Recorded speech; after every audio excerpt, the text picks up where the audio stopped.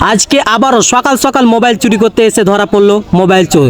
স্থানটা হচ্ছে জাননগর দেইপুর স্ট্যান্ড। দেইপুর স্ট্যান্ডে পকেট মারতে গিয়ে ধরা পড়লো পাবলিকের হাতে মোবাইল চোর। এবং যাদের যাদের মোবাইল হারিয়েছে তারা তো অনেকটা একে ঘোষাঘুষি করলো, অনেকটা মারলো। চোরটাকে দেইপুর স্ট্যান্ড থেকে নিয়ে আসলো জাননগর নেতাদের বাড়ির সামনে এবং ওকে বলা হলো তোদের অ্যাড্রেস কি এবং তোরা কার কার সাথে যুক্ত আছে, লিপ্ত আছে। তো কিছু বলছে না, তো আবারও 2-4 থাপ্পড় মারলো। মারার পর পাবলিক বলছে কি যাদের যাদের মোবাইল চুরি হয়েছে দেইপুরের মধ্যে তুই এবার মোবাইল ফিরিয়ে দে। তো আবারও মারলো। মারার পর বলছে কি আমার বাড়ি ঝাড়খণ্ড এবং আমি মালদাতে থাকি, তো ডাইরেক্টলি ঝাড়খণ্ড থেকে আসতে পারে না, নিশ্চয়ই দেইপুরের লোকের সাথে কারোর সাথে হাত আছে, ওই বলে আসছে। চোরটাকে দেইপুর স্ট্যান্ডে অনেক মারামারি করলো।